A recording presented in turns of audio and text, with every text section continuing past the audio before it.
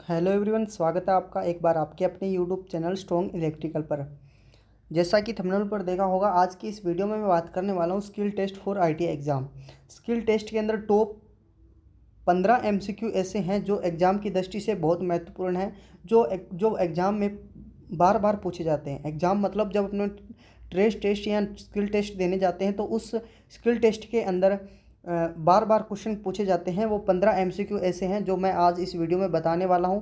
तो वीडियो को अंतिम तक जरूर वॉच करना, बिना स्किप किए वॉच करना है, अन्यथा कहीं ना कहीं कुछ चीज़ें छूट जाएगी और फिर वो पार्ट मिस हो जाएगा माय डियर।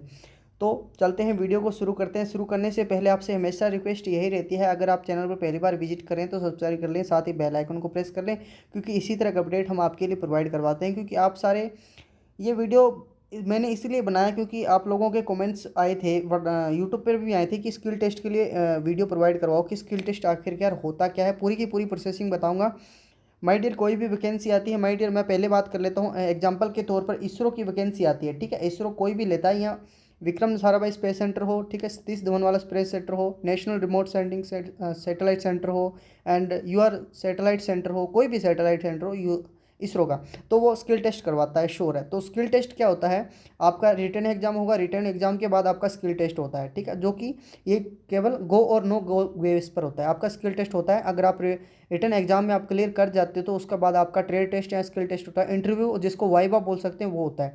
वो आपको क्वालिफाई करना, पास करना बहुत ज़रूरी होता है, केवल उसमें नंबर नहीं जोड़ते हैं, आपको पास ही करना होता है। अब कई डिपार्टमेंट में स्टेट लेवल की बात करूं तो राजस्थान टेक्निकल हेल्पर की बात करूं तो वो डायरेक्ट रिक्रूटमेंट करता है और कोई स्किल टेस्ट नहीं करता है, सीधा आपको ज्वाइनिंग दे देता है, ठीक है, एक पेपर या दो पेपर करवा के स्किल टेस्ट नहीं लेता है, ठीक है। अब स्किल टेस्ट कौन कौन से डिपार्टमेंट लेते होंगे, फिर देखो, इसरो डिपार्टमेंट स्किल टेस्ट लेता है, मेरे अंदाज से बारक Bhabha atomic research centre skill test लेता है, ठीक है, NPCIL होगा, nuclear power corporation of India limited होगा, ये लेता है। एंड उसके बाद और भी डिपार्टमेंट ऐसे हैं जो पब्लिक सेंटर अंडरटेकिंग सेंटर के जो डिपार्टमेंट के अंडरटेकिंग आते हैं ना, वो वाले डिपार्टमेंट, जैसे सेल की बात करूँ मैं, ठीक है, सेल दुर्गापुर हो गया, राउरकेला हो गया, ठीक है, और बहुत सारे सेल के भी डिपार्टमेंट है स्टील वाले, वो भी क्या है स्किल टेस्ट लेते हैं। ये कह रहे centre public public sector undertaking department जितने आते हैं वो स्किल टेस्ट अपने को लेवाते हैं, अपने को करवाते हैं, जो अपने को क्वालिफाई करना होता है, ठीक है, तभी सिलेक्शन होना श्योर होता है। तो बात करूंगा अब मेरे एनवीएस के अंदर, बात करूँ एनवीएस के अंदर भी नवोदय विद्यालय समिति होती है, उसके अंदर भी स्किल टेस्ट अपने को करवाया जाता है, ठीक है, जिसमें स्किल टेस्ट मेरे एक दोस्त ने किया था, तो उसमें मैंने बताया था कि ये मैं जो वीडियो बना रहा हूँ माय डियर, इधर से पूछ के जो भी क्वेश्चन आ रहे हैं, जैसे एनवीएस के अंदर मेरा एक दोस्त है जिसने स्किल टेस्ट रिटन एग्जाम को क्लियर किया, और उसने क्या स्किल टेस्ट देने के लिए वो गया था, लेकिन स्किल टेस्ट में क्वालिफाई नहीं हो पाया, क्योंकि एनवीएस का जो स्किल टेस्ट होता है वो बहुत हार्ड होता है माय डियर, ठीक है। स्किल टेस्ट का जो एनवीएस का स्किल टेस्ट है वो बहुत हार्ड माना जाता है। उनने कहा था, उसकी तैयारी बहुत अच्छी थी। तो देखो, टॉप 15 क्वेश्चन मैं बताऊंगा।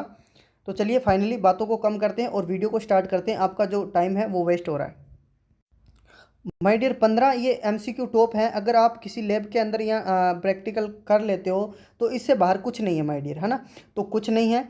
और देखो, पहले स्टार्ट कर लेते हैं। नंबर 1 क्वेश्चन को ले लेता हूँ मैं। इंस्ट्रूमेंट की बात करूँ, मापक यंत्र जितने भी हैं, like as ammeter, volt meter, watt meter, multimeter, tong tester, ohm meter, इनका आपको कनेक्शन का, आपको इनमें जो, जैसे एक करंट जा रही है तो आपको एमीटर के संयोजन करने आने चाहिए, ठीक है, और आपको वोल्ट मीटर के कनेक्शन आने चाहिए। ओम मीटर कैसे जोड़ा जाता है, टोंग टेस्टर से क्या मापते हैं, ठीक है, और ये कैसे जोड़ा जाता है, श्रेणी में, समांतर में या मिश्रित में। मल्टीमीटर कैसे जोड़ा जाता है, मल्टीमीटर से क्या चेक किया जाता है, ठीक है, वाट मीटर कनेक्शन कैसे किए जाते हैं, CCPC, ठीक है, वो आपको करना आना चाहिए। नंबर 1 क्वेश्चन, मतलब इंस्ट्रूमेंट जितने भी है ना, वो आपको आपको उसका मेजरमेंट, वो मापता क्या है, और वो मापता कैसे है, किस क्रम में उसको लगाया जाता है, ठीक है, और वो आपको सब कुछ आनी चाहिए इंस्ट्रूमेंट की। तो इंस्ट्रूमेंट से क्वेश्चन उठ सकता है। अब ये जो मैं वीडियो प्रोवाइड करवा रहा हूँ माय डियर, जो मेरे हिसाब से मैंने आई थिंक कि पूछ के किसी से कि किसी ने इसरो में स्किल टेस्ट दिया उससे पूछा, एनवीएस में स्किल टेस्ट दिया उससे पूछा, ठीक है, और DRDO में स्किल टेस्ट दिया उससे पूछा।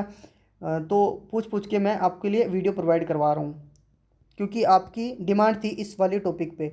देखो, 2 नंबर जो क्वेश्चन लाया है वायरिंग से, माय डियर, वायरिंग तो इतना ज़्यादा इंपॉर्टेंट है कि हर डिपार्टमेंट, भाई वो DRDO हो, इसरो हो, सेल हो, ठीक है, बारक हो, कोई भी डिपार्टमेंट है, वायरिंग से क्वेश्चन नहीं छोड़ता, ठीक है, क्योंकि ये सबसे मेन जो इम्पोर्टेंट रहने वाला टॉपिक है। कौन सा? वायरिंग वाला, जिसमें हाउस की वायरिंग अपने को करनी आनी चाहिए, ठीक है, बिल्डिंग की करनी आनी चाहिए, गोदाम वायरिंग आपको करनी आनी चाहिए।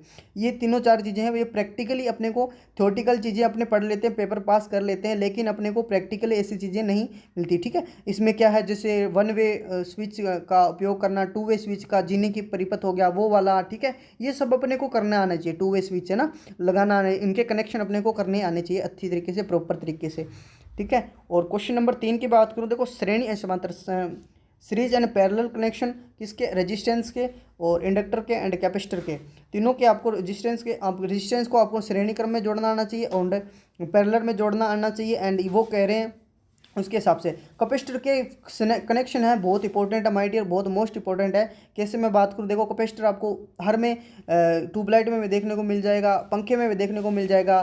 तो देखो कम पंखे में बहुत इंपॉर्टेंट रहता है, वो आपको एक पंखा एग्जांपल, छोटा सा एग्जांपल बहुत बड़ा मान सकते हैं कि पंखा अपने सामने ला के रख दिया और बोल रहे हैं इसमें कैपेसिटर के संयोजन करो, तो कैपेसिटर के संयोजन अपने को करने आने चाहिए। अच्छा, उसके बाद देखो सेल के कनेक्शन हो गए, सेल अपने को सेल के कनेक्शन भी आने चाहिए, मतलब सेल को जोड़कर बैटरी बनाई जाती है, तो बैटरी सेलों को श्रेणी क्रम में जोड़कर, वो कह रहे हैं कि वोल्टेज को अपने को बढ़ाना है, तो आप श्रेणी क्रम में जोड़ोगे या समांतर क्रम में जोड़ोगे, वो आपको थ्योरेटिकल जब याद होगा तभी आप कर पाओगे। देखो तो श्रेणी क्रम में जोड़ना आना चाहिए, समांतर क्रम में, श्रेणी क्रम में प्लस से प्लस माइनस से माइनस जोड़ना है, नहीं तो शॉर्ट हो जाती है बैटरी, है ना।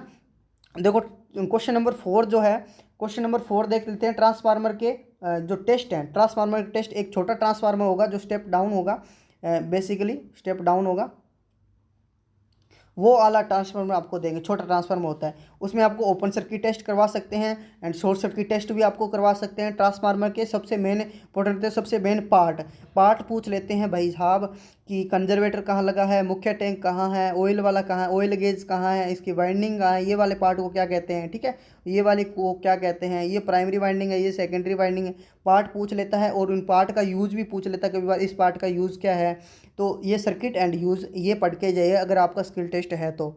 देखो उसके बाद देखो 3 फेज इंडक्शन मोटर, भाई साहब बहुत इंपॉर्टेंट है, 3 फेज इंडक्शन मोटर है। देखो 3 फेज इंडक्शन मोटर के आपको जो स्टार्टर पकड़वा देंगे या डीओल स्टार्टर पकड़वा देंगे, आपके डायरेक्ट ऑनलाइन स्टार्टर जो होता है वो पकड़ा देंगे, कह रहे मोटर को स्टार्ट करो इन दोनों में से, तो आपको कनेक्शन अच्छे प्रॉपर तरीके से आने चाहिए इन दोनों के मोटर को, जो मोटर के संयोजन है वो प्रॉपर तरीके से, जो स्टार्टर है उनको प्रॉपर तरीके से कनेक्शन आपको करना है। ये सब आपको प्रैक्टिकल लैब में अगर आपने कनेक्शन किए होंगे तो भी आप वहाँ पे कर पाओगे। देखो क्वेश्चन नंबर 6 ब्रिज रेक्टिफायर की मैं बात कर लेता हूँ। तो ब्रिज रेक्टिफायर बहुत इंपॉर्टेंट है माय डियर, आपके लिए इतना, मतलब 4 डायोड पकड़ा देंगे एंड एक ट्रांसफार्मर पकड़ा देंगे, उसके बाद आपको ट्रांसफार्मर से 4 डायोड लगाकर एसी को डीसी में परिवर्तित करना है और वो डीसी का आपको क्या करना है, बैटरी को स्टोर करना है। तो बहुत बड़ी, ये बहुत मोस्ट इंपॉर्टेंट है ब्रिज रेक्टिफायर, हर एग्जाम में पूछ लिया जाता है स्किल टेस्ट में। तो ब्रिज रेक्टिफायर आपको जो 4 डायोड है वो सही लगाना पड़ेगा, ठीक है, सही लगाने पड़ेंगे आपको। देखो क्वेश्चन नंबर 7, क्वेश्चन नंबर 7 कौन सा पूछ लेते हैं, कई बार आपको प्रैक्टिकल लैब में वैसे ही पूछ लेते हैं। अच्छा आपको एक बात बताना आपको भूल गया मैं, पहले ये क्वेश्चन बता देता हूँ फिर बात बताऊँगा। देखो resistance value, colour code and table की, आपको रेजिस्टेंस वैल्यू पूछ लेता है, कई बार मान लेते हैं ये रेजिस्टेंस है और ये इसके पार्ट है, 4 पार्ट है, ठीक है। तो इसके अंदर देखो रेजिस्टेंस वैल्यू, ये ग्रीन है, ये पूरा ग्रीन है, इसको मान लेते हैं ग्रीन, एंड ये मान लेते हैं अपने येलो, तो इसको येलो मान लिया, एंड इसको मैं मान लेता हूँ ब्लैक कलर का, ठीक है, इसको मैं मान लेता हूँ ब्लैक कलर का, एंड इसको मैं मान लेता हूँ रेड कलर का नंबर 4 पे। तो अब ये कलर आपके पास एक रेजिस्टेंस हो गया, और रेजिस्टेंस हो गया तो आपसे ये पूछेंगे अब क्या कि इसका मान क्या है, रेजिस्टेंस का मान क्या है, तो वो कलर कोड टेबल आपको याद होगी तभी आप उसका क्या है मान निकाल पाओगे। जो काला, भूला, लाल, नारंगी, पीला, हरा, नीला, बैंगनी, सलेटी, सफ़ेद होता है, सुनहरे सिल्वर, ठीक है, उसके हिसाब से फिर आपको जो टेबल याद होगी उसके जो मान याद होंगे तभी इस रेजिस्टेंस का आपकी वैल्यू निकलना। अब देखो क्वेश्चन नंबर 7, क्वेश्चन नंबर 7 अब हो गया। अब करते हैं क्वेश्चन नंबर 8। 8 से पहले एक बात बताना चाहता हूँ माय डियर कि आपको जब प्रैक्टिकल लैब में जाओगे तो आपको एक वर्कशीट मिलती है या फिर आपको पेज मिलता है जिसमें आपको पहले थ्योरी लिखनी होती है, यहाँ आपको सर्किट डायग्राम बनाना पड़ता है। किसी सर्किट, जैसे वायरिंग दे दी तो आपको सर्किट डायग्राम आना चाहिए, तो पहले उसकी जो सर्किट डायग्राम बनाओ या उसकी प्रस्तावना लिखोगे, फिर उसमें जो आवश्यक उपकरण है वो लिखोगे कि क्या क्या अपने को आवश्यक उपकरण, जैसे कॉम्बिनेशन प्लायर की ज़रूरत पड़ेगी, ठीक है, या हैमर की ज़रूरत पड़ेगी, तो वो वाले सारे। एंड उसके बाद देखो आपको जो सुरक्षा सावधानियां हैं वो लिखनी पड़ती है कि आपको क्या सुरक्षा सावधानी लिखनी पड़ी। उसके बाद निष्कर्ष परिणाम क्या मिलता है, जैसे हम एसी को डीसी बदलते हैं तो आवश्यक उपकरण, जैसे मैं बात करूँ तो आपको कॉम्बिनेशन प्लायर की आवश्यकता पड़ेगी। सावधानी आपको क्या रखनी है कि कनेक्शन इसके सही प्रॉपर तरीके से होने चाहिए, ठीक है, वो वाली सुरक्षा सावधानी। एंड उसके बाद निष्कर्ष क्या निकलता है, अपने को सी डीसी मिली, वैसे प्रस्तावना वगैरह लिखना पड़ता है अच्छी तरीके से, प्रॉपर तरीके से। अगर उसका सर्किट डायग्राम बनता है तो उसको सर्किट डायग्राम आप बना लिए, ताकि आपको एक एग्जामिनर, जब आप एग्जामिनर के सामने जाएँ तो एक अच्छा मतलब कि रिस्पॉन्स मिले आपको एग्जामिनर की तरफ से। क्वेश्चन नंबर 8 कह रहा हूँ कि टूल्स के बारे में देखो। टूल्स के बारे में बहुत इंपॉर्टेंट भाई, टेबल पड़ी रहती है सामने तो टूल्स उठाकर आपको पूछ लेंगे भाई ये क्या है, ठीक है, और उसके पार्ट आपको याद होनी चाहिए। जैसे मैं फाइल की बात करूँ तो फाइल रेती होती है, रेती के आपको एक एक पार्ट और एक एक जो उसे उसको हैंडल कहाँ है, ठीक है, सरफेस कहाँ है, वो आपको सब कुछ याद होना चाहिए। देखो जैसे एग्जांपल के तौर पर बात करूँ तो माइक्रोमीटर क्या मापता है, ठीक है, उसके पार्ट क्या हैं और कहाँ से लगाना। देखो फाइल, चीजल, छेनी होगी, लॉन्ग नोज प्लायर के पार्ट, इन सारे जैसे screw driver, blow lamp, pincer, hammer, side cutting plier, etc. सारे जो डिपार्ट अपने हैं ना आईटी इलेक्ट्रिशियन के, उतने सारे जो इक्विपमेंट जो टूल्स हैं उनका अपने को ध्यान होना चाहिए कि इस पार्ट का ये नाम है। और ये सबसे बड़ा जो मोस्ट इंपॉर्टेंट ये भी रहता है सेतु दुष्टकारी परिपथ, इसका प्रयोग भी पूछ लेते हैं किस लिए करते हैं। आपको पता है कि अज्ञात मान का जो रेजिस्टेंस होता है उसको ज्ञात करने के लिए अपने सेतु दुष्टकारी परिपथ यहाँ वही स्टोन ब्रिज का उपयोग करते हैं, ठीक है। उसका आपको कनेक्शन आना चाहिए कि कैसे करते हैं। ये हमेशा डीसी सप्लाई पर काम करता है, अपने एसी जोड़ दिया तो फिर इसको हमेशा डीसी सप्लाई देते हैं, ये भी याद रखना। देखो सीआरओ मेजरमेंट, आपको सामने सीआरओ लिखा होगा रखा होगा, उसके बाद आपको नीचे से नंबरिंग दी होगी सीआरओ प्रैक्टिकल। तो सीआरओ अपने आपको मापना पड़ेगा कि इसमें करंट, इसमें जो धारा मापो, वोल्टेज मापो, ठीक है, और फ्रिक्वेंसी मापो। तो आपको सब कुछ वो करना आना चाहिए, मापना मेजरमेंट सीआरओ के पार्ट भी पूछ रहते हैं, ठीक है, कैथोड रे और ऑसिलोस्कोप होता है ना। उसके बाद आपको सोल्डरिंग करनी आनी चाहिए, ये तो बेसिकली कोई भी करता है एक सोल्डर से सोल्डरिंग। अच्छा इसमें भी देखो कई बात अपने प्रैक्टिकल जब एग्जामिनर के सामने करते हैं ना तो वो अपनी हर एक एक्टिविटी को देखता है कि जो स्किल टेस्ट देने के लिए आया है बंदा वो कर क्या रहा है, ठीक है। तो देख सोल्डरिंग करते अपने कई बार सीधा कर देते हैं। तो हर एक चीज़ का एक पॉइंट बिंदु, जैसे कि आरएस में जो इंटरव्यू होता है ना वैसे ही मतलब एग्जामिनर कर लेता है। देखो मोटर और एग्जामिनर सबसे बात डिपेंड जो करती है वो अपने बिहेवियर पर पड़ती है, ठीक है, कि अपने कैसे बिहेव कर रहे हैं एग्जामिनर के सामने, अपने अंदर आने का तरीका, अपने बैठने का तरीका, अपने बोलने का तरीका, ठीक है, वो सारी डिपेंड करती है अपने पर। उससे क्या है एग्जामिनर क्या है इफेक्टिव होता है अपने इस रिएक्शन से।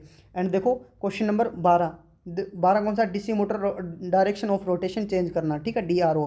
मतलब मोटर कोई अपने डीसी मोटर दे दी या अपने को सीरीज मोटर दे दी या कोई भी बात लो एग्जांपल के तौर पर, तो वो मोटर में वामावर्त घूम रही है तो दक्षिणावर्त उसको घुमाना है, ठीक है। तो आपको अगर थ्योरेटिकल याद होगी तो भी प्रैक्टिकल चीज़ें कर पाओगे। देखो सप्लाई टर्मिनल बदल दोगे या उसको सप्लाई टर्मिनल सबसे सबसे जो इम्पोर्टेंट पार्ट है ना वो सप्लाई टर्मिनल बदल दो, दोनों में से एक वो बदल दो बस।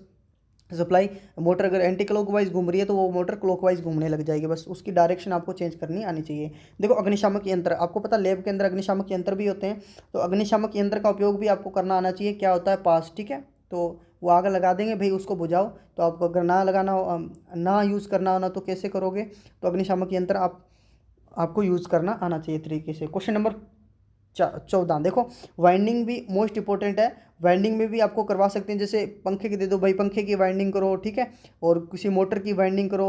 तो वाइंडिंग आपको प्रॉपर तरीके से आनी चाहिए, कौन से खांचे में डालनी है, कौन सा खांचा छोड़ना है, वो प्रॉपर तरीके से आपको आना चाहिए।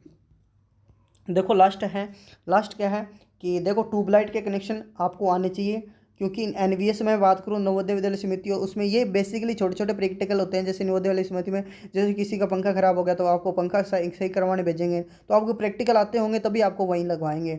देखो ट्यूबलाइट के कनेक्शन आपको करने आने चाहिए, ठीक है, ये सभी बातें आपको मेन जो रहती है। बाकी आपको प्रोटेक्शन डिवाइस है उनको भी आपके जो उनका यूज़ कैसे जी, अर्थ लीकेज सर्किट ब्रेकर उनके पार्ट क्या हैं, एंड एमसीबी है उनके पार्ट को आपको याद होना चाहिए, ठीक है। MC moulded gate circuit breaker है, अर्थ लीकेज सर्किट ब्रेकर है, ठीक है, वैक्यूम सर्किट ब्रेकर, इन सभी को आपको अच्छी तरीके से नॉलेज होना चाहिए।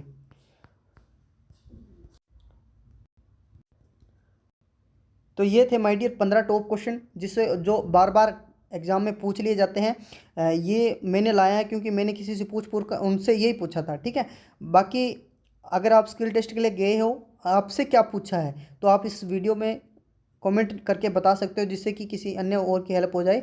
बाकी यही 15 टॉपिक बार बार पूछ लेते हैं एंड स्किल टेस्ट के। और अगर आप स्किल टेस्ट अभी 12 का होएगा, अगर आप जाने वाले हैं तो बेस्ट ऑफ लक मेरी तरफ से। एंड चैनल पर पहली बार विजिट करें, बिना सब्सक्राइब किए मत जाइएगा। साथ ही बेल आइकन को प्रेस कर लें। एंड वीडियो के डिस्क्रिप्शन में टेलीग्राम ग्रुप और व्हाट्सएप ग्रुप का लिंक आपके लिए उपलब्ध करवा दिया गया है। हर टॉपिक के लिए वीडियो बनाना संभव नहीं होता। जब भी कोई छोटी बड़ी न्यू नोटिफिकेशन आती है सबसे पहले हम अपने व्हाट्सएप ग्रुप में, फिर टेलीग्राम ग्रुप में, एंड फिर आपके लिए टाइम रहता है तो वीडियो प्रोवाइड करवा दी जाती है, अन्यथा नहीं करवाई जाती। ठीक है, याद रहे चैनल सब्सक्राइब किए नहीं जाना है। एंड वीडियो को ज़्यादा से ज़्यादा शेयर करना है ताकि हमारा मोटिवेशन है वो इंक्रीज़ रहता है। एंड देखो, अब आपको पता आचार संहिता चालू है भारत के अंदर, अब इलेक्शन चल रहे हैं लोकसभा के, तो कोई भी वीडियो या अपडेट नहीं आ रहा जिससे हम आपको अपडेट देते रहें। जब भी कोई ऑफिशियल अपडेट आता है सबसे पहले हम आपको प्रोवाइड करवा देते हैं। आप पूछते हो कि इसका रिजल्ट कब आएगा, ये है, अब पावर ग्रिड का रिजल्ट नहीं आ रहा है तो मैंने भाई उसका आरटीआई लगाया हुआ है, आ जाएगा। आरटीआई का रिप्लाई अभी तक नहीं आया मेरे को, आज 7 से 8 दिन हो गया आरटीआई रिप्लाई नहीं आया है, ठीक है। उसके बारे में पूछा था। एंड आप पूछ रहे हो कि बीएसपीसीएल वैकेंसी का जो फॉर्म कब स्टार्ट होंगे, पीएससी का कब स्टार्ट होंगे, तो कोई ऑफिशियल अपडेट नहीं है क्योंकि आपको पता है इलेक्शन चल रहे हैं, अभी कुछ नहीं हो सकता। तो आज के लिए इतना ही, फाइनली मैं मिलता हूँ नेक्स्ट वीडियो में। आपका यहाँ तक जुड़ने के लिए बहुत बहुत धन्यवाद।